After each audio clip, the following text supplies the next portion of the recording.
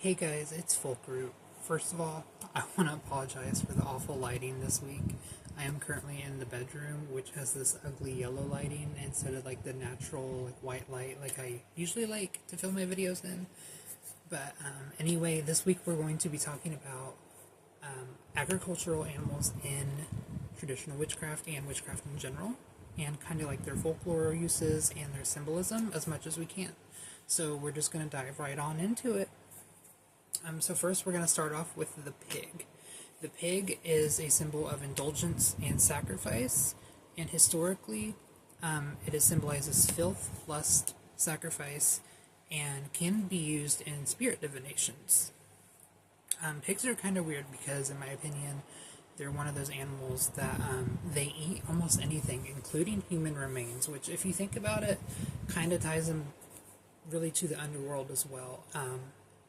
And actually, next week's video, we're going to talk more about pigs in a movie discussion about the movie Malum that came out in 2023, I think. So I'm really excited about that.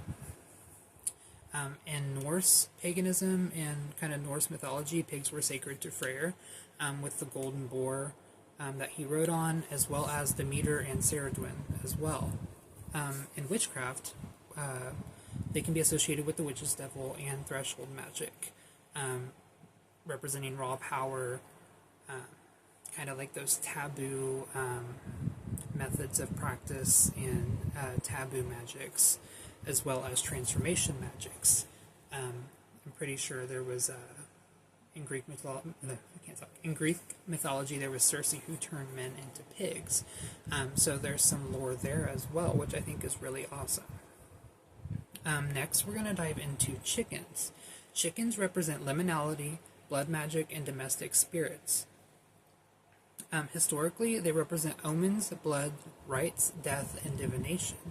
Black hens were a powerful sign and an omen, and were said to lay witches' eggs, in which witches could use in necromantic rites, which I thought was really cool. Eggs can also be used in healing, hexing, banishing, cleansing, warding. They have so many different uses. So I think that's why chickens are so important, because they have so many different aspects of fertile magic as well. Chickens' foot charms. There's so many different cultures that use chickens. I definitely believe like hoodoo and voodoo also use a lot of different aspects of chickens in their practices as well. They can be a symbol of threshold of life, so the whole life cycle, life, death, and rebirth. And roosters are also said to ward off evil with their crowing that they do every morning. That's super annoying, which we also have one right outside the apartment, and it is so annoying in the morning time. It wakes me up almost every morning. Next, we're going to dive into goats.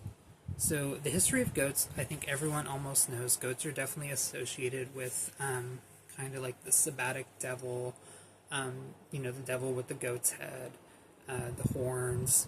Definitely seen as some historical claims say that witches would ride goats into the Sabbath, and they represent wild fertility, lust, and freedom. So kind of think of like that movie The Witch, where they're like, what's thou like to live deliciously? So that's kind of what it makes me think of, in all honesty, is that movie right there. In some witchcraft uses, we could really see it, them play into initiatory rites, especially maybe some covens, kind of like the devil initiating you into certain aspects of craft, whether that be like the devil in red, the devil in green, the devil in gold. These different aspects he might appear to you in the form of a goat, which I always, again, think of Black Phillip from The Witch. So if you haven't seen that movie, definitely watch it. You can use the horns as protections, and even in tool making. I don't know exactly what cultures may have done that, but I definitely think goat's horns would be a beneficial tool in someone's craft, as long as they're ethically harvested. They're also associated with crossroad spirits, of course, where we get that liminality with the witch's devil in general. Next, I want to cover horses. Horses, I think, are the most interesting as far as agricultural animals go, mostly because of their aspects of the dream realm, sovereignty and death. You have, like in Norse mythology, you have Hell's horse that she rides on. So therefore we can associate them with funerary and underworld mythologies and rites, fairy travel, nightmares, witch flight. They're kind of like, humans used to use them to get around, so why can't they represent, travel, whether that be travel through the, to the underworld or travel on land still even. And some of their witchcraft, I'm sorry, I got like hiccups and acid reflux today, so I'm not trying to be weird. Some witchcraft uses, I would definitely say, spiritual journey, liminality, and just power in general. And you could even get, how the horse's hair, like the mane and the tail, are really long. So that could definitely be used in some not magics if you can get your hands on some. Skulls can be used in necromantic rites or Samhain rituals. I'm probably going to pronounce this wrong, but Marid in Welsh mythology, that's something to also look into. There's a lot of fun lore there and different things that they do in Wales as well. Next, I would like to cover sheep. Sheep, probably not something that you maybe hear too much about now, but obviously back in the day, farmers kept a lot of sheep in their livestock. Sheep, in my opinion, represent innocence, sacrifice, and seasonal cycles. And with that, they are sacred to Imbolc and Lammas rites.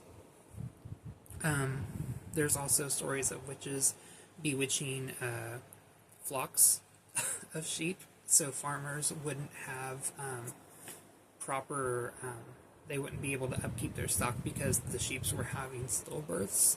So essentially, witches got blamed for bewitching the sheep to not be fertile, in a sense. Let's see. Some witchcraft uses, you could use their wool in poppets or dream charms or even in binding.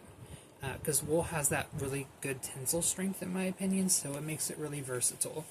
You could burn it in some aspects too, but keep in mind it's probably going to stink really bad. But it's definitely something you could do. And a lot of people use it for to work with folk saints and protective spirits as well, because their wool is very protective of their skin. It usually grows in thick, it's really dense, and you have to shave it off. So therefore you can get some of those protective aspects, in my opinion. Ducks, while not probably kept domestically in some aspects, sometimes they are. They do have a really long history and presence in witchcraft. So they're considered liminal spirits of the air, water, and land, and they can be seen as messengers between here and the upper realms as well, which I thought was really cool. A three-pronged duck foot is considered a folkloric symbol for witches that I found out, which I thought was really cool. And they can be used for change, liminality, and otherworldly spirit packs, which I thought was also interesting. Their eggs can be used in fertility and spring rituals, and spirit travel, and messengers to other realms. So ducks have a lot of different aspects, probably not what you were thinking. I feel like a lot of people just think fertility right off the bat, or they think of, they associate ducks with spring. But they definitely have a lot more uses than that. And I definitely think that their feathers, if you find them like at the park or something, could definitely be used in some practices. Even you could do it to write spirit contracts or something of that nature as well. So lastly, we're going to look at cows. Cows, in my opinion, are my favorite. I love cows. But we associate them with wealth, nourishment, and divine femininity, if I said that right.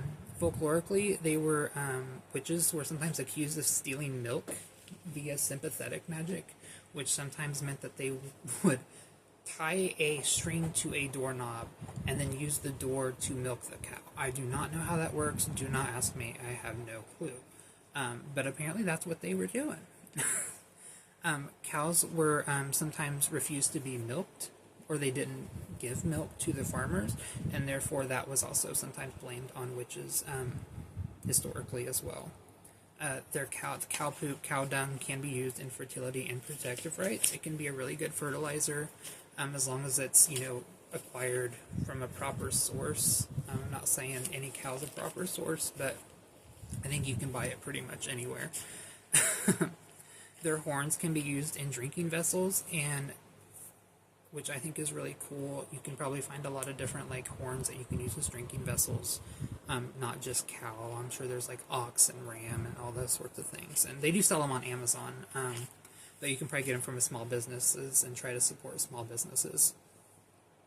In witchcraft, I think you can definitely use their imagery for prosperity, definitely for fertility work, and milk makes a great offering to your ancestors and your spirits, especially threshold spirits.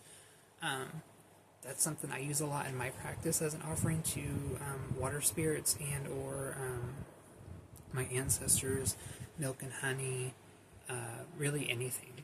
And of course, like, cows are sacred, I believe, in India. I might be wrong. So they definitely have a long history of kind of like those, folkloric practices of being sacred. You can honor cows during harvest rites as providers, because technically we do harvest things from them, not necessarily just meat, but milk as well. And of course, cattle were kind of like a currency back then, so of course they could be associated. That's where that wealth aspect comes in, because they would be traded, for other goods. And then I also had a questionnaire that a few of my friends filled out, and I'm going to read the questions and some of the responses. So I asked them if they've ever been spiritually drawn to a farm animal, which one and why. My friend Abby said that she felt drawn to the cow, the horse, and the goat because she finds cow bones, and drawn to the horse because she used to be a horse girl, which I love, and goat because of the devil. So that kind of goes back to those aspects that we talked about. And my other friend, the Divine Dragoness, said, personally, no, not drawn to working with them, but willing to incorporate them into my craft. Awesome. Do you work with any animal spirits in your craft that are traditionally agricultural? Abby the Witch said, yes, I work with cow and horse and a little bit with chicken. And the Divine Dragoness said, no, I do not. Do you consider any of these animals to be protective or guiding spirits in your practice? Abby the Witch said, the cow protects me in ways by helping me punish my enemies, grind and chew them like cud. Horse, I tap into them while I'm running, so in a way, a guide. Chicken, I have no idea. There's maybe something about a chicken in ATW, though. However, I have used eggs for fertility magic. So true. And the Divine Dragoness answered, if I did use any of these farm animals, I would work with chickens and horses. Chickens are very versatile, with protection, fertility, purification, and horses for as a kind of a spirit guide for their practice, as they have amazing instincts and close animal that has bonded with humans and other animals, which is also very true. Let's see here. Do you see any of these animals as liminal, connected to the dead, the crossroads, or spirit realms? Maybe the goat, Abby said, maybe the goat does, because the animal represents the devil. There's lore about black chickens on crossroads and being a message or even an omen. Very true. The Divine Dragoness said, I believe that any of them could be associated with the liminal. Chicken has been used for rituals in hoodoo and voodoo, as well as in Egypt, Rome, China, and many more.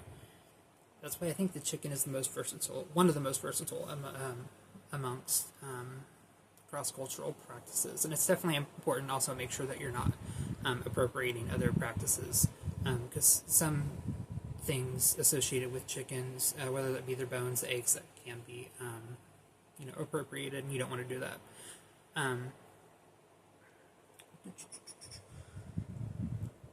The Divine Dragoness also said that the list could go on how each animal could be used for liminal use, and it could depend not only on your practice, but also the beliefs of other cultures. Preach. Preach. Alright, what farm animal do you think the witches in the Midwest should start working with more, and what kind of spirit do you think it would be? Abby said, cow, with 4 exclamation points. The cow has been such an ally, and personally I'd love to explore chicken a little more, and also the pig. And then the Divine Dragoness said, I feel that witches, if they are not already, should be working with chickens, for they are able to create fertile life and infertile life. Their eggs, feet, and other parts of their bodies are used as offerings to deities and other spirit entities.